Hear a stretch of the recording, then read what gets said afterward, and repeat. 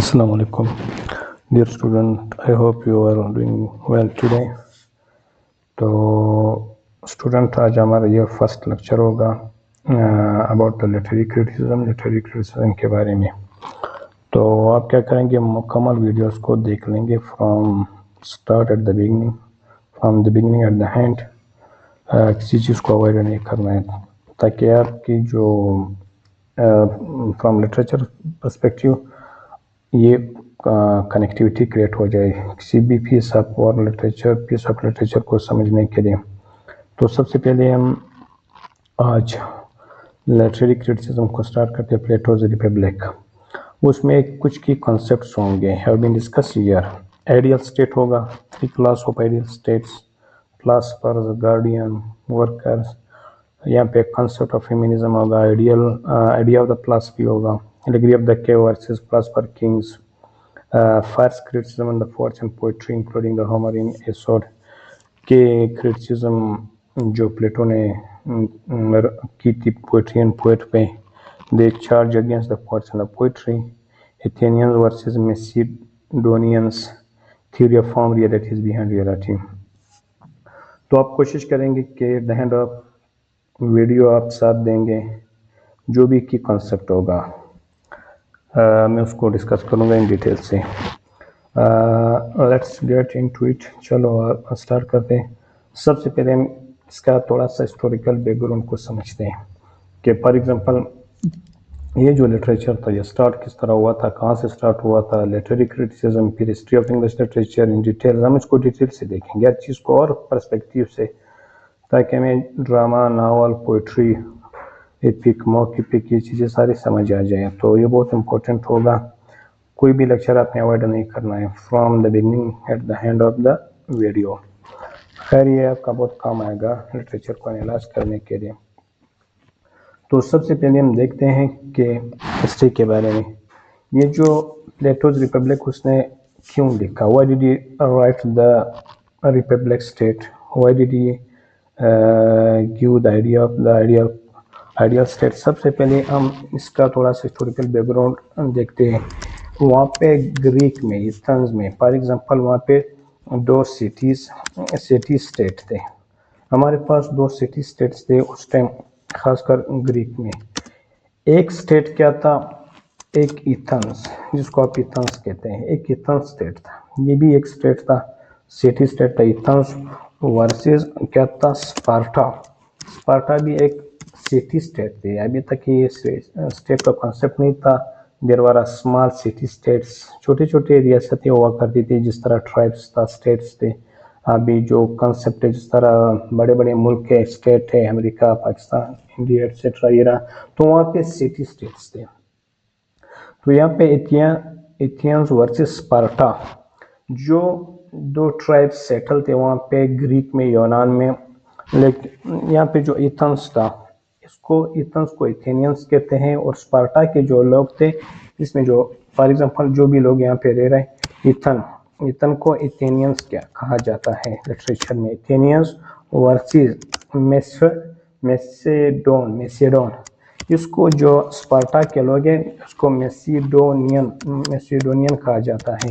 ये 2 ट्राइब्स थे, 2 सिविलाइजेशन थे वहाँ पे, ये सेटल थे वहाँ पे। तो सही है, city states, Athens was Sparta, Athenians was Macedonians, ये 2 ट्राइब्स थे। लेकिन जो एथेंस था, it is the centre of art and literature. ये आर्ट एंड लिटरेचर का सेंटर हुआ करता था जो एथेंस था। तो जाहिर सी बात है, ये दे आर सिविलाइज्ड पीपल, ये बहुत ज़्यादा सिविलाइज्ड थे।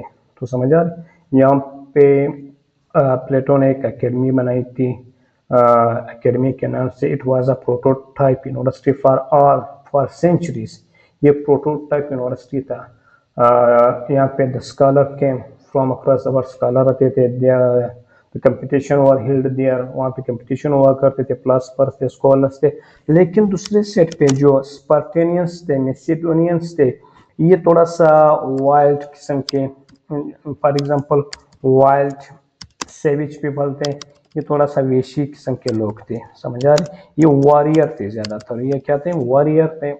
सही, तो ये वॉरियर थे, they are fighting with each other तो यहाँ पे ये लड़ते थे आपस में एक दूसरे के साथ। एथेंस व Sparta, there were terrible war between the two city states. तो उधर से बात है, छोटे छोटे जो स्टेट्स थे, they attack on each other their tribes. तो उधर से बात वो एक दूसरे पे अटैक करते थे। तो एथेनियंस जो थे वो आर्ट एंड लिटरेचर में बहुत एक्सपर्ट थे, दे आर सिविलाइज्ड पीपल थे। लेकिन जो मैसिडोनियंस थे वो वाइल्ड वॉरियर थे, लेकिन इसका कॉमर्स बहुत स्ट्रॉन्ग था। उसका जो कॉमर्स था वो बहुत स्ट्रॉन्ग था, तो स्ट्रॉन्ग था। लेकिन फॉर एग्जांपल यहाँ पे जो हिथन्स है, यहाँ पे एक फिलासफर था प्लेटो। प्लेटो यहाँ पे एक फिलासफर हुआ करता था, और इसका जो फॉर एग्जांपल उसका जो शागिर्द था, डिसिपल था अरिस्टोटल। अरिस्टोटल जो था, अरिस्टोटल बिलोंग करता था स्पार्टा से। मैसेडोन जो ट्राइब्स था, नेशंस था, वहाँ से वो बिलोंग करता था। ये जो फॉर एग्जांपल अरिस्टोटल का जो वालिद था निकोमिकस, यहाँ का उसका जो वालिद था निकोमिकस, फादर अरिस्टोटल्स फादर, वो फिजिशियन हुआ करता था, डॉक्टर्स हुआ करता था। किसमें? डॉक्टर्स था। उसका जो फिजिशियन था एट द कोर्ट ऑफ, हम कहते हैं द कोर्ट था मैसेडोन जो था, जो भी किंग्स था उनके जो कोर्ट्स था, ये कोर्ट फिजिशियंस था, वहाँ पे काम करता था। ठीक है, तो इसका हिस्टोरिकल बैकग्राउंड इसी तरह चलेगा कि वाई हिस्टोरिकल बैकग्राउंड समझने के लिए, लिटरेचर समझने के लिए, उसका जो मिथ है उसको समझने के लिए। तो यहाँ पे Plato versus Aristotle, Athens versus Sparta, Athenians versus Macedonians, art and literature versus world war, commerce, Plato versus Aristotle. यहाँ पे ये कॉन्सेप्ट इस तरह होगा। लड़ाई किस चीज़ पे थी? ये जो फाइट टाइम के दरमियान, फाइट बिटवीन, इसको हम कहते हैं between Athens and Sparta, Athens and Sparta, इसके दरमियान लड़ाई किस चीज़ की थी? असल लड़ाई किस चीज़ पे हो रही थी? They are claims their supremacy over each other, वो एक दूसरे पे अपनी सुपरमेसी दिखाने के लिए, that is so called defence, जिसको डिफेंस कहा जाता है, यानी आर्मी कहा जाता है, उसकी सुपेरियरिटी दिखाने के लिए, सुप्रीमेसी दिखाने के लिए, जो आजकल स्टिल हो रहा है। अमेरिका ईरान पे अपना सुप्रीमेसी दिखा रही है, इसराइल दूसरे ममालिक पे, जो स्टेट है ईरान इसराइल पे अपना सुप्रीमेसी, जो भी है, the same concept is still in the modern age. जो कंसेप्ट वहाँ से स्टार्ट हुआ था अभी तक यहाँ पे प्रिवील in the modern world, the post modern world, still it is the contemporary era across the world. तो यहाँ पे ये जो फॉर एग्जांपल ये जो हमारे पास में सोडेनियन जो थे, ये लीनेज क्लाइम कर रहे थे। किस चीज़ की लीनेज? लीनेज क्या होता है? शजरा, नसब, कि हम प्लान के डेसन फ्रॉम दैट नेशन, कि हम इस कबीले से हुए, फ्रॉम डेसन फ्रॉम दैट ट्राइब्स। तो ये जो मैसिडोनियंस थे वो लीनेज क्लाइम कर रहे थे कि हम जो फॉर एग्जांपल हमारा जो लीनेज है वो किसके साथ? फ्रॉम आर्कलिस, ये किंग हुआ करता था। इस पे एडियम भी है, आर्कलस टास्क, जो इम्पॉसिबल। ये आर्कलिस क्या था? कौन था? फॉर एग्जांपल ये बाजेंटाइन इंपायर में इंपेरियर था, बाजेंटाइन इंपेरियर था, उसने इंपेरियर था। तो उसने 608 जो भी डेट 608 में उन्होंने क्या किया था? रिवोल्ट किया था, उसने बगावत की थी अगेंस्ट, कोई भी हो सकता है, अगेंस्ट फोकास। ये यहाँ पे एक जो भी ट्राइब था, एम्पायर था, जो सल्तनती फोकास के अगेंस्ट उन्होंने रिवोल्ट किया था। तो उसको ज़्यादा बेस्ट परफॉर्मेंस था, उन्होंने उनको कन्क्वेयर कर दिया, उसको शिकस्त दे दी, उसने फतह हासिल की थी। तो वो अपना लीनेज, नस्ब, शजरा क्लाइम कर रहा था कि they are descend from that Archelaus tribes, Archelaus political years. लेकिन जो इथन्स थे, they were not accept the Macedonian as a part of the civilisation. वो कहते हैं कि आप सिविलाइजेशन के पार्ट नहीं होंगे। समझ आ रहे हैं? तो यहाँ पे वो यही प्रॉब्लम चल रहा है। जो भी थीम ऑफ लिटरेचर होगा वो यही होगा, वार होगा, लिनेज होगा, ब्रेवरी होगा, हीरोइज्म होगा, नेशनलिज्म होगा, फाइटिंग होगा, जितना भी आप वर्क देख रहे हैं। यहाँ पे दो पोएट्स हमारे पास आ रहे हैं, पोएट्स ऑफ ग्रीक। जो ग्रीक के दो पोएट्स होगा, कौन सा, ओमर एंड एसोड। ये दो पोएट्स के बाद में हम इसको एनालाइज करेंगे।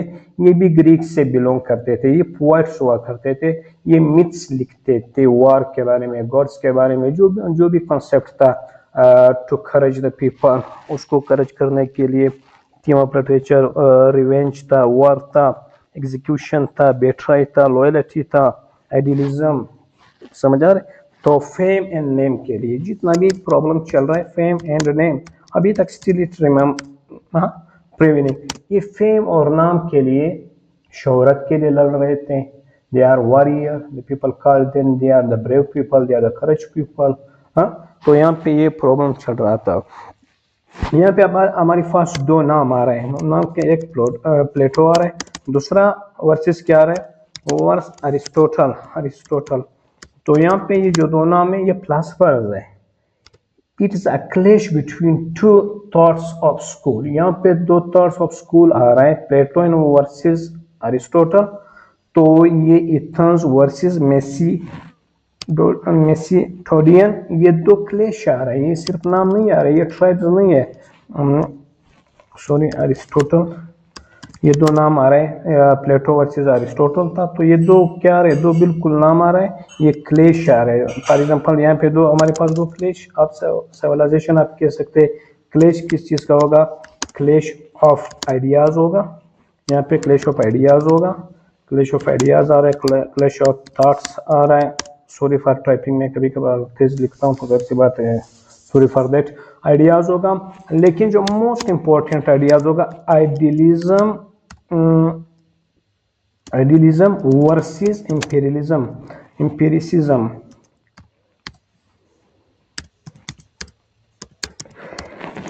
ये मोस्ट इंपॉर्टेंट है कि यहाँ पे जो प्लेटो था, they believe in idealism, ideal state, लेकिन जो अरिस्टोटल था, दे बिलीव एम्पिरिसिज्म। एम्पिरिसिज्म क्या होता है, आइडियलिज्म क्या होता है।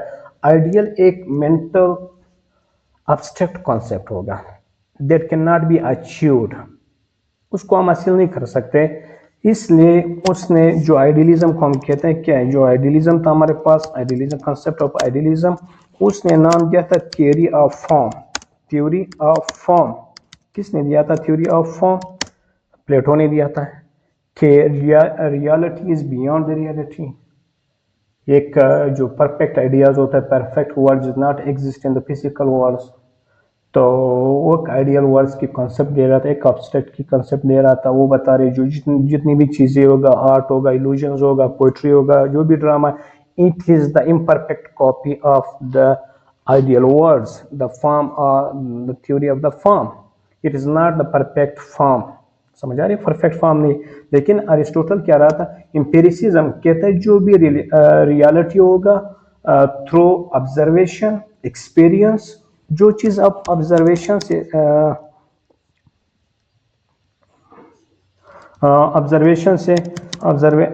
से सीखते हैं या एक्सपीरियंस से सीखते हैं। फॉर एग्जांपल कोई भी एक्सपीरियंस होगा, ऑब्जर्वेशन होगा, तो हम उसको क्या कहते हैं, एक्सपीरियंस और ऑब्जर्वेशन से उसको एम्पिरिकल नॉलेज कहते हैं। कुछ लोग होते हैं, जरूरी नहीं है, कुछ जो नॉलेज होगा based on the observation, the scientific result etcetera, तो यहाँ पे क्या होगा, तो ये इसको एम्पिरिसिज्म कहते हैं। ये बहुत ज्यादा clash of the ideas thoughts था, आइडियलिज्म वर्सेस एम्पिरिसिज्म था। Idealism theory of the form, observation, experience का जो नॉलेज होगा, थ्योरी ऑफ एम्पिरिसिज्म बाद में हम देखते हैं। तो ये दो आइडियाज आ रहे थे, क्लैश ऑफ आइडियाज आ रहा था बिटवीन दिस टू स्टेट्स। ये इनके दरमियान मुकम्मल ये आइडियाज आ रहा था, क्लैश था तो इनके दरमियान। तो यहाँ पे जो इथेंस था, इथेंस क्या था, इट इज द सेंटर, ये सेंटर हुआ करता था, बिल्कुल ये सेंटर था किस चीज का, नॉलेज का, एजुकेशन का, कंपटीशंस का, ड्रामाटिस्ट का। मैंने कहा एथेंस में उन्होंने एक एकेडमी बनाई थी, एकेडमी के नाम से, it is a prototype university. ये बिल्कुल प्रोटोटाइप, एक प्रोटोटाइप यूनिवर्सिटी थी, किसके लिए, from all of the world for 100 years।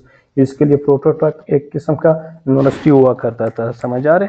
तो यहाँ पे हम इसको समझने के लिए, हिस्टोरिकल बैकग्राउंड नॉलेज को समझने के लिए शायद आपको समझ आ रहा होगा। फिर हम रीडिंग पे जाएंगे, जो चीज़ यहाँ पे जो की कंसेप्ट होंगे वहाँ पे डिस्कस करेंगे। आप कोशिश करें वीडियो को मुकम्मल देखा करें, फिर रिटर्न में ये चीज़ें नहीं होगा। जो नोट्स होगा, जो की नोट्स होगा, आप आ रहे पता नहीं अभी तो जो आइडियाज़ मुझे आ रहे हैं, जो नॉलेज होगा बाद में याद रहे या ना रहे, तो आप कोशिश करेंगे वीडियोस को देखेंगे, स्किप नहीं करेंगे, सही है। यहाँ पे उन्होंने एक ये जो कंसेप्ट दिया था, तो इनके दरमियान ये क्लेश चल रहा था, क्लेश ऑफ आइडियाज था, क्लेश ऑफ सिविलाइजेशन था, क्लेश ऑफ जो भी था, नेशन था, लिनेज था, जो भी था। तो इनके दरमियान हम देखते हैं कि इनके दरमियान जो दो स्टेट्स आ रहे हैं, city state Athens and Sparta, इनके दरमियान एक टेरेबल वार हुआ, एक बहुत ज़्यादा खौफनाक, जिसको आप कहते हैं टेरेबल वार हुआ था इन नेशन के दरमियान। Terrible war between those nation, ये जो नेशंस थे मैंने कहा था मैसिडोनियंस है एंड एथेनियंस है, तो इनके दरमियान काफ़ी खौफनाक वार हुआ था। तो जब ये जंग लड़ी गई थी तो स्पार्टा ने विक्ट्री गेन कर दिया। जो एथेनियंस थे, they were defeated at the hands of the Sparta Macedonian ने उसको शिकस्त दे दी। तो जाहिर सी बात है, जो उस टाइम एथेंस था, it was a super power in the knowledge, in the navy, it the commanders जो भी थे वो सुपर पावर कंसीडर हुआ करता था। जिस तरह आजकल अमेरिका है, अगर वो ऐसा शिकस्त खा जाता है किसी के थ्रू से, तो जाहिर सी बात है the people were bewildered amazed of the Athenians. जो एथेनियंस थे वो भी हैरान हो गए कि भाई किस तरह एक super power, they were at the hands of the wild the savage, कि एक सेवेज, एक वेशी लोगों से किस तरह उन्होंने शिकस्त खाई। तो इस पर जितने भी थिंकर्स थे उन्होंने सोचना शुरू कर दिया। among those thinkers and thinkers there was a Plato himself, वो प्लेटो भी था, उसने एक आइडियल स्टेट का कॉन्सेप्ट पेश कर दिया। ये जो आइडियल स्टेट का ये जो कॉन्सेप्ट दे रहा है, ideal state concept, for example ये जो कॉन्सेप्ट दे रहा है आइडियल स्टेट का, दुनिया के सामने रख रहा है। ये डायलेक्ट की शक्ल में, डायलेक्ट या डायलॉग की शक्ल में ये दुनिया के सामने पेश कर देगा, समझ आ रहा है। उसमें ये करेक्टर के थ्रू से करेंगे। Whatever you going to present the, जो अभी ऑब्स्ट्रैक्ट कॉन्सेप्ट होगा, जो ऑब्स्ट्रिकल मेंटल कॉन्सेप्ट होगा, ऑब्स्ट्रैक्ट आइडियाज होगा, तो जाहिर सी बात है आप उसके करेक्टर थ्रू से आप क्या करेंगे, you are going to present in front of the audience, the reader, the world. तो दुनिया के सामने आप एक करेक्टर स्केच कर लेंगे। अभी जो वार हो रहा है ईरान और अमेरिका के दरमियान, इसमें दो करेक्टर आ रहे हैं, ट्रम्प और Netanyahu, they are the main character. It is the represent of the whole state, the whole abstract concept, their mentality towards the Muslims, कि दुनिया के बारे में, मुस्लिम के बारे में उसकी कौन सी मेंटल अप्रोच है, उसका जो abstract आइडियाज होगा। तो उसने जो आइडियल स्टेट का जो कंसेप्ट दिया था through dialogue, concept through dialogue, तो जाहिर सी बात है उसने कुछ करेक्टर चूज किए थे, करेक्टर उसने चूज किए थे। सबसे पहले उसका करेक्टर है सोक्रेटिस। सोक्रेटिस क्या और कौन था? Socrates was the teacher of the Plato himself. एक उसने सोक्रेटिस का करेक्टर उठा लिया। दूसरा उसका जो करेक्टर है पोलीमार्कस, एक करेक्टर है पोलीमार्कस होगा, एक करेक्टर इसमें सोक्रेटिस आएगा, दूसरा पोलीमार्कस आएगा, और तीसरा सिपालस होगा, सिपालस तीसरा करेक्टर था, और एक करेक्टर था ग्लूकॉन। ये कहता है ये जो ग्लूकॉन था, he is the brother of the Plato, ये कहता है ये प्लेटो का भाई था। तो उसने एक ये कॉन्सेप्ट, तो इन चार करेक्टर के थ्रू से अभी वो एक आइडियल स्टेट का कॉन्सेप्ट देगा। ये आइडियल स्टेट का जो कॉन्सेप्ट है, इन करेक्टर के थ्रू से, एक ये बात कर आइडियल स्टेट का, दूसरा ये बात करे जस्टिस। फॉर एग्जांपल ये जस्टिस का is going to talk about the justice, is going to talk about the ideal state, कि किस तरह एक आइडियल स्टेट होगा, जस्टिस, उसमें जस्टिस किस तरह होगा। सॉरी फॉर टाइपिंग, खैर है आपको समझ आ रहा है। तो जस्टिस सबसे पहले वो दो चीज़ों का यूज़ कर रहे हैं यहाँ पे कि किस तरह एक जस्ट सिटी होगा, कि जस्ट मैन किस तरह होगा। हमें जस्ट मैन बनना चाहिए, हमें वॉरियर नहीं जस्ट मैन। एक ये बात करें जस्ट मैन का कि किस तरह एक जस्ट मैन और जस्ट सिटी के बारे में जो भी डायलॉग होगा वो जस्ट सिटी के बारे में लिखेगा कि इन फ्यूचर, यानी इस तरह सेविज लोग हमें नहीं चाहिए, हमें जस्ट पर्सन चाहिए, जस्ट सिटी चाहिए। तो वो कहता है कि इन जो एक आइडियल स्टेट होगा उसका रूलर कौन होगा, उसका जो रूल करेगा, जो रूलर्स होगा वो कौन हो सकता है, उसका जो रूलर, वो कहता है जो रूलर्स होगा वो कौन होगा, जो आइडियल स्टेट का, वो कहता है रूलर्स हमेशा रखेगा फिलासफर किंग, प्लस कहते हैं ये प्लस पर किंग होंगे, कौन होंगे, कहते हैं प्लस पर किंग्स होंगे। तो ये आइडियल स्टेट के लिए 3 क्लास का कॉन्सेप्ट देगा, 3 क्लासेस ऑफ आइडियल स्टेट, के आइडियल स्टेट में 3 किस्म के लोग होंगे। पहले जो रूलर्स होगा वो प्लस पर होगा, गार्डियन होगा, तो जो आखिर में लास्ट में होगा वो कौन होगा, वो वर्कर्स होगा। आई थिंक अब हम रीडिंग पे जाएंगे, तो ये जो की कंसेप्ट होगा आप उसको नोट करते जाए, खुद से लिखे, जो भी अपना पर्सनल नोट बनाए, जो भी करें। तो अभी हम उसको थोड़ा हिस्टोरिकल बैकग्राउंड में चलते हैं, जहाँ पे नोट्स होगा। नोट्स आपको एक फ़ायदा ये देगा कि आपका रिटर्न नोट्स शक्ल में आएगा। दूसरा, आपका इंग्लिश बहुत ज़्यादा इम्प्रूव होगा। आपका उर्दू जो कंसेप्ट वो उर्दू में होता है, और जब आप राइट करते हो या स्पीक करते हो या लिखते हो या पढ़ते हो तो वो इंग्लिश में होगा।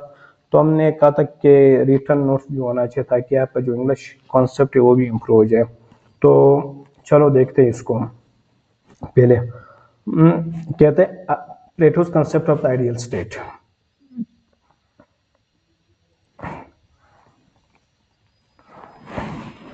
खैर क्लियर है। कहते हैं Plato's concept of the ideal state. About 25 years ago, a terrible war took place in a two powerful city-state of the Greece, Athens and Sparta.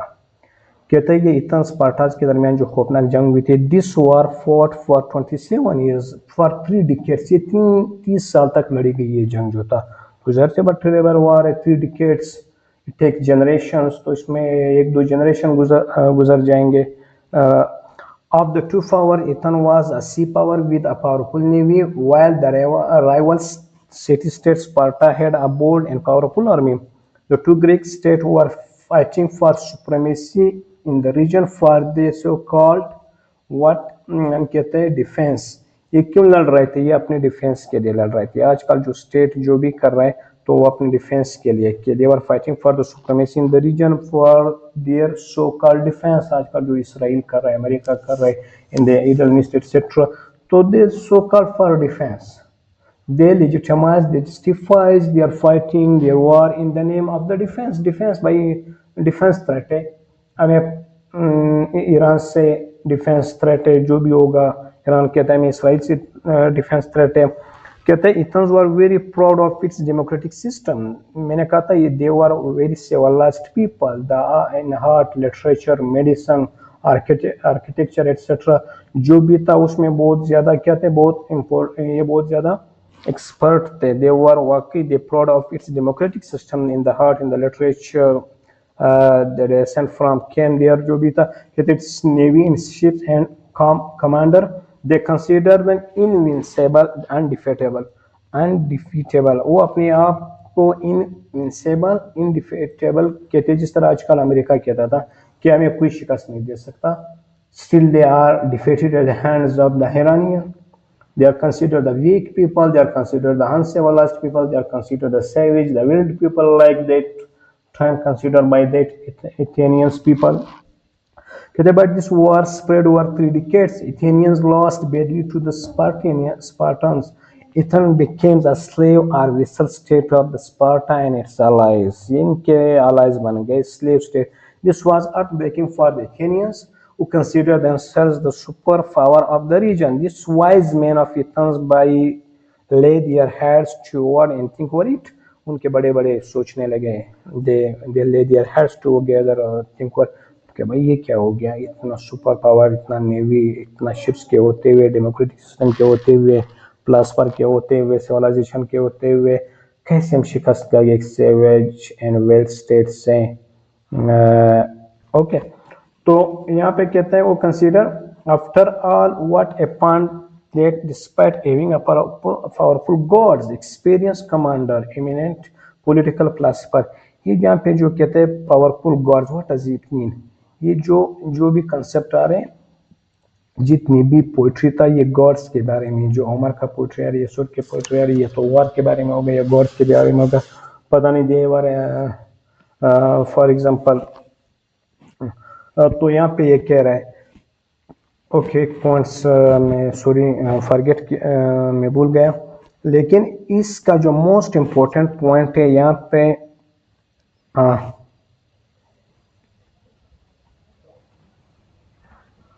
यहाँ पे जो मोस्ट इम्पोर्टेंट पॉइंट आ रहा है, ये जो concept of idealism versus empiricism, ये जो की कंसेप्ट है उसको समझना है, अभी बहुत इम्पोर्टेंट कंसेप्ट होगा। यहाँ का जो आइडियलिज्म कंसेप्ट है, इट काज उन्होंने क्या कर दिया, इट काज मेडिवल क्रिश्चियनिटी, ये बहुत इंपॉर्टेंट पॉइंट होगा, आगे आपका बहुत काम आएगा। It cause the medieval Christianity, उन्होंने क्या कर दिया, मेडिवल क्रिश्चियनिटी को काज कर दिया। तो सर सी बात है, the people believe they do not question the religion, they do not question the culture, they do not question whatever told by the philosopher। तो सर सी बात है, उन्होंने उसको क्वेश्चन नहीं कर रहे थे, जो भी फिलोसोफर की तरफ से बताया जाता था, जो कुछ भी था। तो यहाँ कहते हैं काज मेडिवल क्रिश्चियनिटी, लेकिन इसके जो क्रिश्चियन बाद में जो हम ओल्ड इंग्लिश पीरियड में पढ़ते हैं, जो चौसेरियन पीरियड में पढ़ेंगे, जो क्रिश्चियन थी, it was corrupt, the people question the Christians, the Christianity, the priest, the idealism concept of the mental abstract concept told by the Plato for centuries। लेकिन दूसरे जो एम्पिरिसिज्म की हम बात करते हैं, कि फॉर एग्जांपल ये जो एम्पिरिसिज्म था, जो कंसेप्ट ऑफ अरिस्टोटल था, अरिस्टोटल्स एम्पिरिसिज्म, उन्होंने क्या कर दिया, सॉरी एम्पिरिसिज्म इसने क्या काज कर दिया, रेनेसांस में curiosity, scientific observation beyond the physical world even. तो उन्होंने क्या उन्होंने क्रिएट मैन ऑफ रेनेसांस, उन्होंने क्या कर दिया, क्रिएट मैन ऑफ रेनेसांस, उन्होंने मैन ऑफ रेनेसांस को क्रिएट कर दिया। तो जाहिर सी बात है क्यूरोसिटी आ गई लोगों में कि भाई तो देखते हैं। उन्होंने डाइसेक्टेड द डिजीजेस, कि ये जो डिजीजेस आ रही हैं ये गॉड की तरफ से नहीं है, इसको डाइसेक्ट करना है, इसके काजेज ढूंढने हैं। तो जाहिर सी बात है यहाँ पे create man of renaissance curiosity like doctor Faustus, उन्होंने जिस तरह डॉक्टर फास्टस को हम देखते हैं, उन्होंने डॉक्टर फास्टस की तरह लोगों को क्रिएट कर दिया। They keep aside the theology, the religion, or religion. He did a PhD in theology. इस्लामियत में उसने PhD की थी क्रिश्चियनिटी में, लेकिन उसने क्या कर दिया, नेक्रोमेंसी की तरफ आ गया, ब्लैक मैजिक की तरफ आ गया, कि चलो इस तरह पावर को ब्लैक मैजिक की तरह का किस तरह पावर को सक्सेस करते हैं, जो बियॉन्ड रियलिटी देखते हैं कि सुपर नेचुरल पावर क्या है एग्जिस्ट। तो समझ आ रहे, तो क्यूरोसिटी हो गया। तो जाहिर सी बात है इसने साइंटिफिक जितनी भी साइंटिफिक नॉलेज, साइंटिफिक जो एक्सपेरिमेंट स्टार्ट हो गए, कि भाई देखते हैं कि जो डिजीजेस आ रहा है, जो फेमिनन आ रहा है, ये क्या इसका क्या काज क्या आ रहा है, जो फेमिनन कैथ आ रहा है, जो डिजीजेस आ रहा है, जो एक कंसेप्ट बना हुआ था किसके खिलाफ, three classes of the ideal state. तो उसके बारे में उन्होंने क्वेश्चन करना शुरू कर दिया, ये जो आइडियल स्टेट था। तो इसीलिए साइंटिफिक इस चीज ने, ये जो empiricism shake the faith of religion, उन्होंने फेथ ऑफ रिलीजन को भी शेक कर दिया, शेल्टर कर दिया, जो शेक था फेथ रिलीजियस फेथ, रिलीजियस जो भी फेथ था, तो यहाँ पे कह रहे हैं शेक द रिलीजियस, सॉरी क्या लिखा है, तो जो रिलीजियस फेथ था उसको सही शेक कर दिया, उसको सही चैलेंज कर दिया। हम देखते हैं विक्टोरियन में दे बिलीव इन रिलीजियस, फिर बाद में वो सस्पेशियस हो गया रिलीजन के बारे में, क्रिश्चियनिटी के बारे में, जो भी था। किंग मार्टिन लूथर आ गया, दूसरा दी चैलेंज द बाइबल्स, वो कहते हैं बाइबल सिर्फ प्रीस्ट पढ़ा सकते हैं, और बाद उसने कहा था क्या कॉमन पीपल भी पढ़ा सकते हैं, समझ आ रहे। ये जो था ये कॉमन मेन इशू को डिस्कस कर रहा था।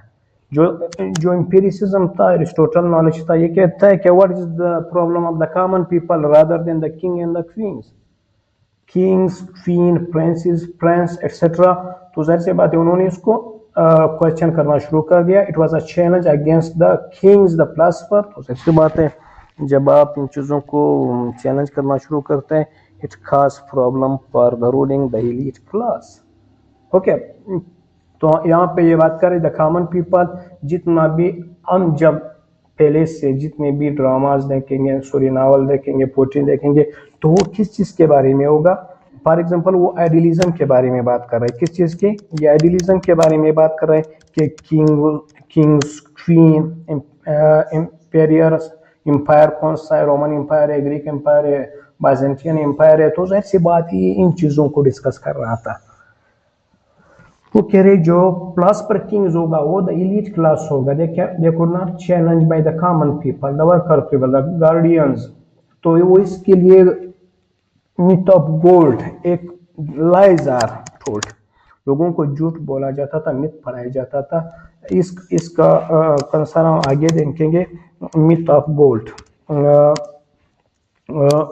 Myth of gold told by Plato in the Republic. उसने बताया था कि मिथ ऑफ गोल्ड ये है जो गॉड्स है, जो किंग्स है उसके स्पिरिट्स में सोना है, और जो गार्डियन है सिल्वर है, और जो वर्कर जो पता नहीं उसके स्पिरिट्स में क्या है, आगे हम स्टोरी में देखेंगे। He was fear that the people did not rebel against the king, वो to maintain the social control over the people. वो चाह रहा था कि लोगों पे इस तरह स्टोरिया में भी बताया जाता है ये, to maintain the state, to maintain the security, etc.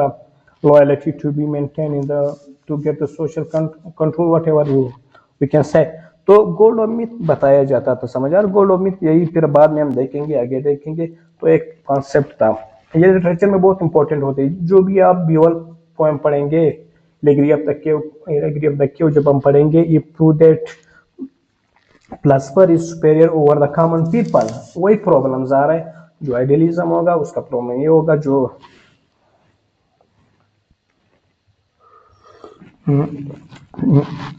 सही मिथ ऑफ गॉड। तो ये कुछ कंसेप्ट है, आप उसको नोट करते जाए, फिर शायद याद ना रहे। ये कभी कभार इंसान के दिमाग में वैसे लेक्चर, खैर। तो आप कोशिश करें जो भी वीडियो होगा एट द हैंड आखिर तक देखना है, ताकि कोई वर्ड्स भी समझना है मिस ना हो जाए, समझ आ रहा, स्केप ना हो, ताकि आपकी कनेक्टिविटी क्रिएट हो जाए। हिस्टोरिकल बैकग्राउंड अबाउट द फिर लिटरेचर को समझना, एनालाइज कर देना। पोएम को ये बहुत ईजी होगा। पोएम में क्या होता है? हिस्टोरिकल बैकग्राउंड नॉलेज होता है, किंग्स के बारे में, पॉलिटिकल इश्यूज होंगे, सोशल इश्यूज होंगे, रिलीजियस इशू होंगे। हम कहते हैं literature is social document of age, what does it mean? You know about the social problem, the political problem, the religious problem about that age. जब आप hedge पढ़ते हैं, क्रिटिसिज्म पढ़ते हैं, history of the English literature, तो we have command over the literature as well as poetry, novel, जो आप तीन एनालाइज करेंगे, समझ आ रहा? ओके, तो ये की कंसेप्ट था शायद।